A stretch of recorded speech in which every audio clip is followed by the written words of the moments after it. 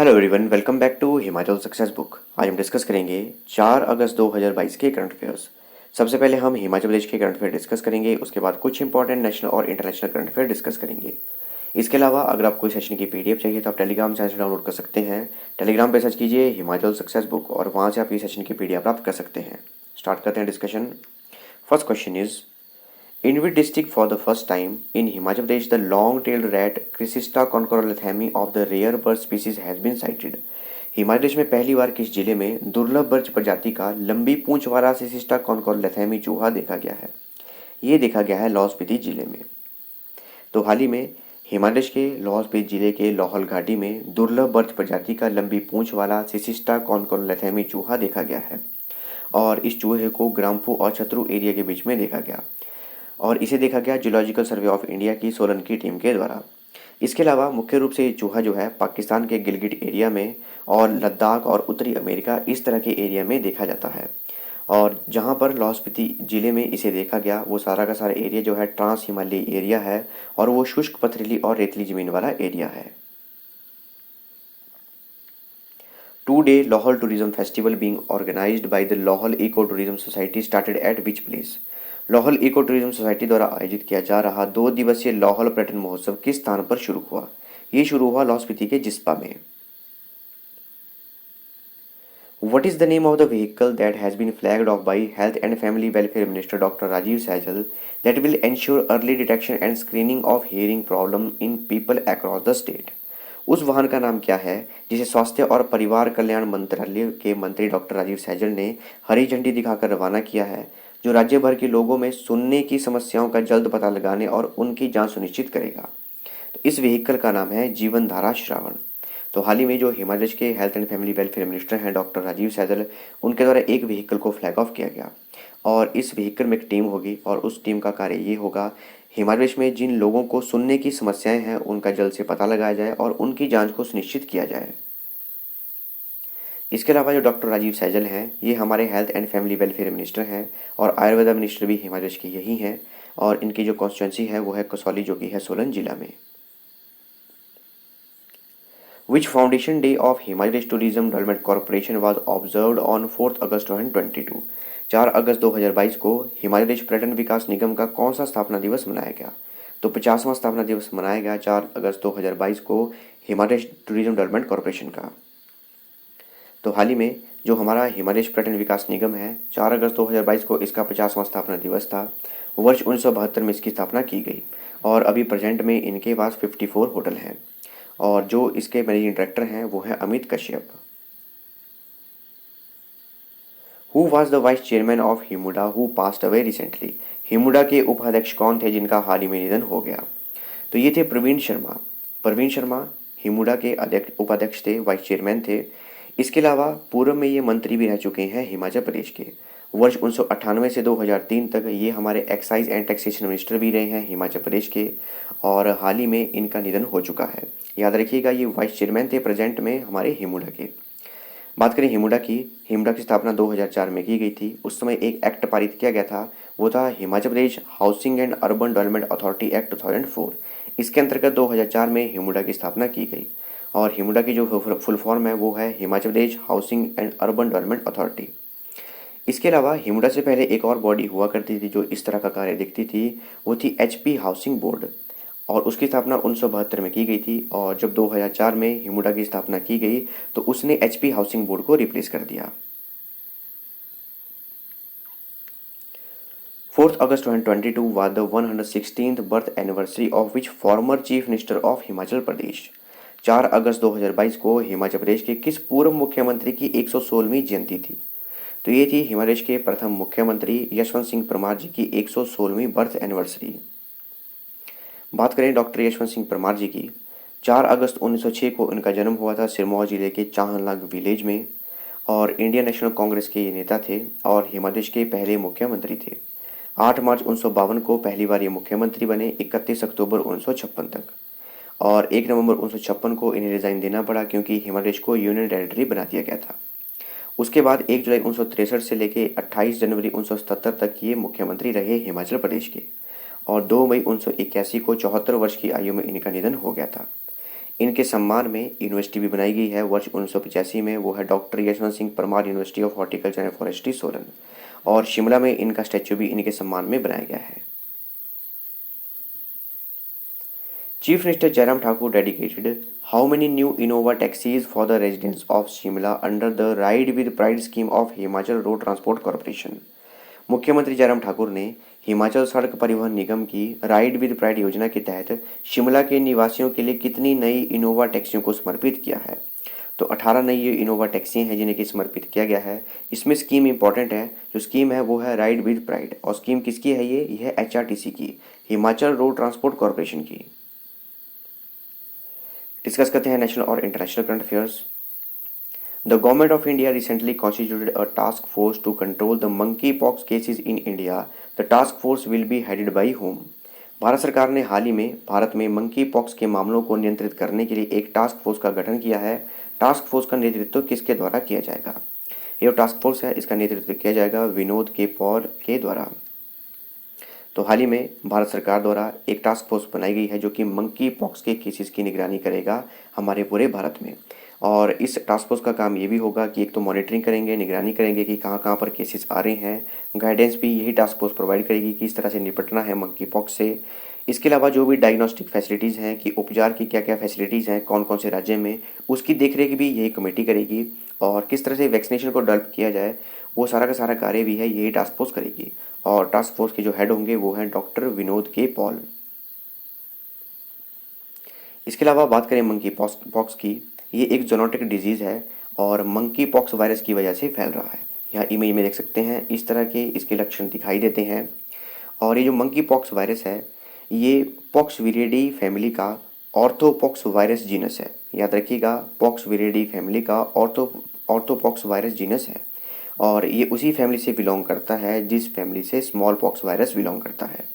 और ये एक एंडेमिक के रूप में अभी वेस्ट और सेंट्रल अफ्रीका में फैला हुआ है। और भारत में भी इसका पहला डेथ का केस देखा गया, वो देखा गया केरला में। Which country's Speaker of Assembly recently visited India for the Parliament delegation and signed MOC to boost cooperation between the two countries? किस देश के विधानसभा अध्यक्ष ने हाल ही में संसदीय प्रतिनिधि मंडल के लिए भारत का दौरा किया और दोनों देशों के बीच सहयोग को बढ़ावा देने के लिए एक समझौते ज्ञापन पर भी हस्ताक्षर किए गए? तो मोजाम्बिक के जो स्पीकर ऑफ असेंबली हैं वो उन्होंने इंडिया में हाल ही में विजिट किया। बात करें मोजाम्बिक कंट्री की, अगर मैप में देखें यहाँ पर है हमारा प्यारा भारत और ये है अफ्रीकन कंट्री, वो है मोजाम्बिक। इसकी कैपिटल है मापुटो, करेंसी है मोजाम्बिकन मेटिकल और इसके प्रेसिडेंट हैं फिलिपी न्यूसी।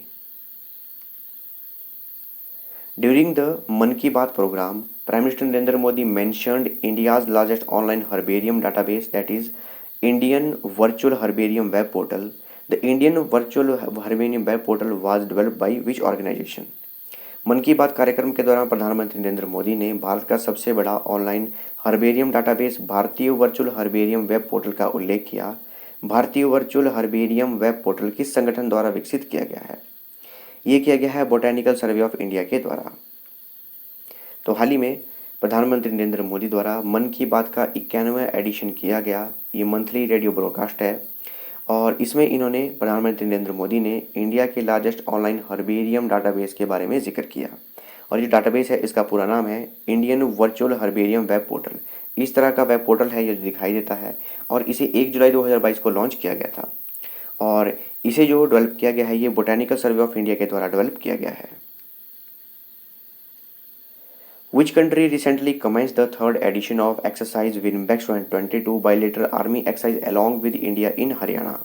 किस देश ने हाल ही में हरियाणा में भारत के साथ एक्साइज विनबैक्स 2022 द्विपक्षीय सैन्य अभ्यास के तीसरे संस्करण की शुरुआत की है? ये की गई है हमारी वियतनाम के साथ। इंडिया और वियतनाम के बीच में ये एक्साइज हो रही है, एक्साइज विनबैक्स। और ये कहाँ हो रही है? ये हो रही है हरियाणा में। Name the company that recently signed a ₹250 crore contract with the Ministry of Defence for supply of 9 integrated anti-submarine warfare complex mode C systems. उस कंपनी का नाम बताइए जिसने हाल ही में 9 एकीकृत पनडुब्बी रोधी युद्ध परिसर मोड सी सिस्टम की आपूर्ति के लिए रक्षा मंत्रालय के साथ 250 करोड़ रुपए के अनुबंध पर हस्ताक्षर किए हैं। ये किए हैं भारत इलेक्ट्रॉनिक्स लिमिटेड के साथ। तो भारत इलेक्ट्रॉनिक्स लिमिटेड और मिनिस्ट्री ऑफ डिफेंस इन्होंने 250 करोड़ रुपए का एक कॉन्ट्रैक्ट साइन किया है ताकि integrated anti submarine warfare complex mod से सिस्टम को डेवलप किया जा सके। इसके अलावा बात करें भारत इलेक्ट्रॉनिक्स लिमिटेड की, इसकी जो चेयरमैन एंड मैनेजिंग डायरेक्टर हैं वो है आनंदी रामलिंगम और 1954 में भारत इलेक्ट्रॉनिक्स लिमिटेड की स्थापना की गई थी और हेडक्वार्टर है बेंगलोर में। Which company is set to manufacture the first in India 180-degree rotating seating system for Vande Bharat express train? Vande Bharat express ट्रेनों के लिए first in India 180 degree rotating seating system का निर्माण कौन सी कंपनी करेगी? ये करेगी हमारी Tata steel company.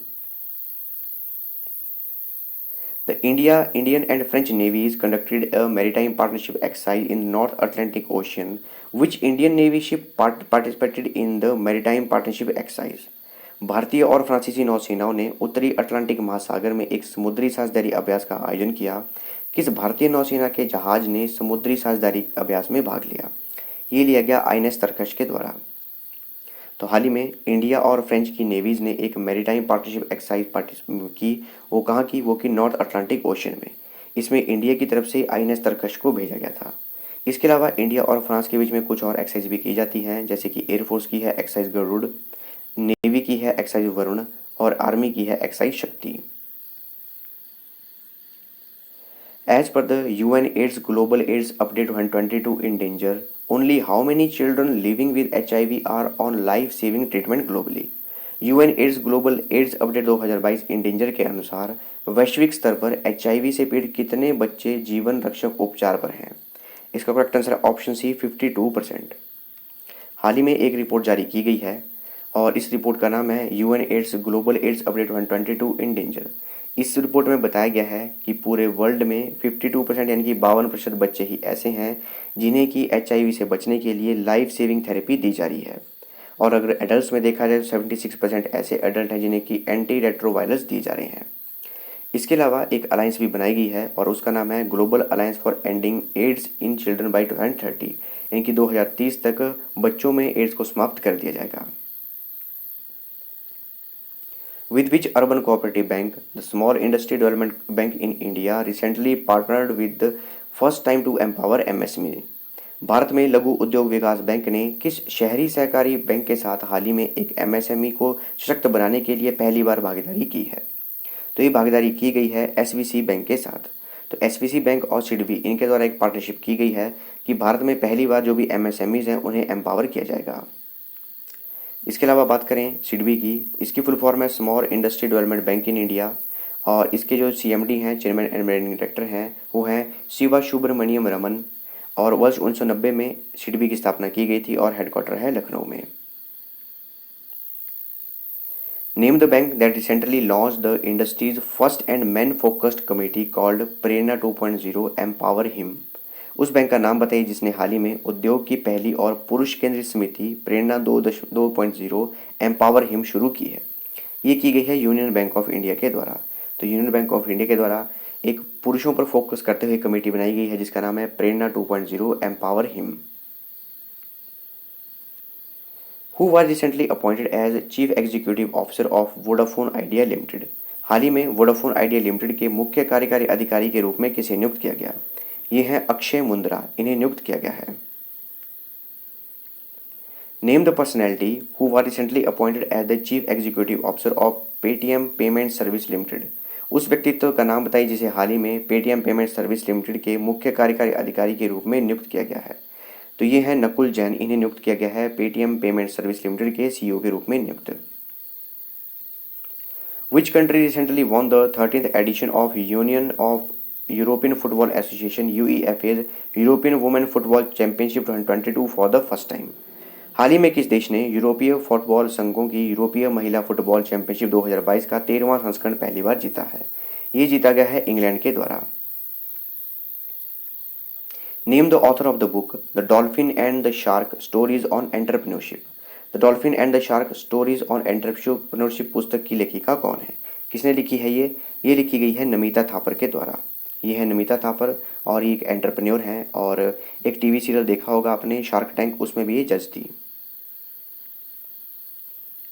Which state government has announced to form 7 new districts किस राज्य सरकार ने 7 नए जिले बनाने की घोषणा की है? ये की गई है वेस्ट बंगाल के द्वारा। तो हाल ही में वेस्ट बंगाल की जो चीफ मिनिस्टर हैं उन्होंने अनाउंस किया है कि 7 नई डिस्ट्रिक्ट बनाई जाएंगी और अभी प्रेजेंट में 23 डिस्ट्रिक्ट्स हैं, 23 जिले हैं वेस्ट बंगाल में, उन्हीं से ही 7 नए जिले बनाए जाएंगे और अब टोटल 30 नए जिले हो जाएंगे वेस्ट बंगाल में। इसके अलावा वेस्ट बंगाल के गवर्नर हैं ला गणेशन और चीफ मिनिस्टर हैं ममता बनर्जी और कैपिटल है Kolkata. Which state had recently launched Mission Bhumiputra, a digital way to issue digitized caste certificate to students? हाल ही में किस राज्य ने छात्रों को डिजिटल जाति प्रमाण पत्र जारी करने का एक डिजिटल तरीका मिशन भूमिपुत्र लॉन्च किया है? ये लॉन्च किया गया है असम की सरकार के द्वारा। असम सरकार द्वारा कास्ट सर्टिफिकेट देने के लिए मिशन भूमिपुत्र लॉन्च किया गया है। इसके अलावा असम के गवर्नर हैं जगदीश मुखी और चीफ मिनिस्टर हैं हेमंत बिश्वा शर्मा और कैपिटल है Dispur. Who were recently appointed as the central vigilance commissioner? हाल ही में किसे केंद्रीय सतर्कता आयुक्त के रूप में नियुक्त किया गया था? ये है सुरेश एन पटेल और सुरेश एन पटेल को सेंट्रल विजिलेंस कमिश्नर के रूप में नियुक्त किया गया है। ये थी हमारी डिस्कशन और अगर आपको इस सेशन की पीडीएफ चाहिए तो आप टेलीग्राम चैनल से डाउनलोड कर सकते हैं। टेलीग्राम पर सर्च कीजिए हिमाचल सक्सेस बुक और वहाँ से आप इस सेशन की पीडीएफ प्राप्त कर सकते हैं। इसके अलावा इंस्टाग्राम, टेलीग्राम, फेसबुक इन पे फॉलो कर सकते हैं। So thanks for watching video. Do like, share and subscribe my channel.